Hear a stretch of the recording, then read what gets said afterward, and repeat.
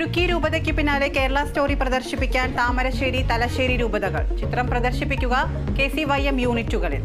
Kerala story സംസ്ഥാനത്തെ അപകീർത്തിപ്പെടുത്താനുള്ള പച്ച നുണയെന്ന മുഖ്യമന്ത്രി. കെണിയിൽ വീഴരുതെന്ന് AK ആന്റണി.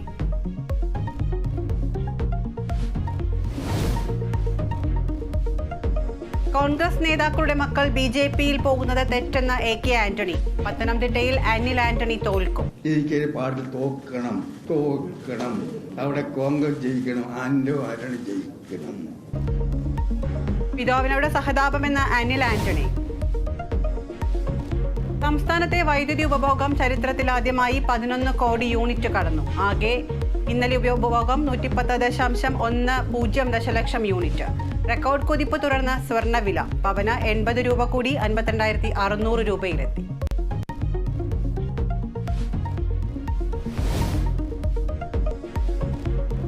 ഉക്കോട്ടെ സിദ്ധാർത്ഥിന്റെ മരണത്തിൽ സഹപാഠിയുടെ മൊഴിയെടുത്ത CBI. മൊഴി നൽകാൻ സിദ്ധാർത്ഥിന്റെ അച്ഛനും അമ്മാവനും വൈത്തിരി CBI ക്യാമ്പ് ഓഫീസിൽ.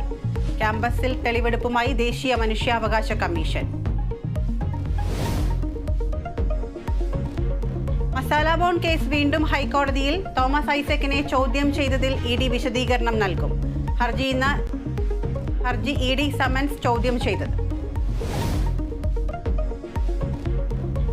മെമ്മറി കാർഡ് ചോർന്ന കേസിലെ രേഖകൾ ആവശ്യപ്പെട്ട അതിജീവിത വീണ്ടും ഹൈക്കോടതിയിൽ. സാക്ഷിമൊഴികളുടെ സർട്ടിഫൈഡ് കോപ്പികൾ വേണമെന്ന ആവശ്യം. അന്വേഷണ റിപ്പോർട്ടിന്റെ പകർപ്പിൽ മതിയായ രേഖകളില്ലെന്നും അതിജീവിത.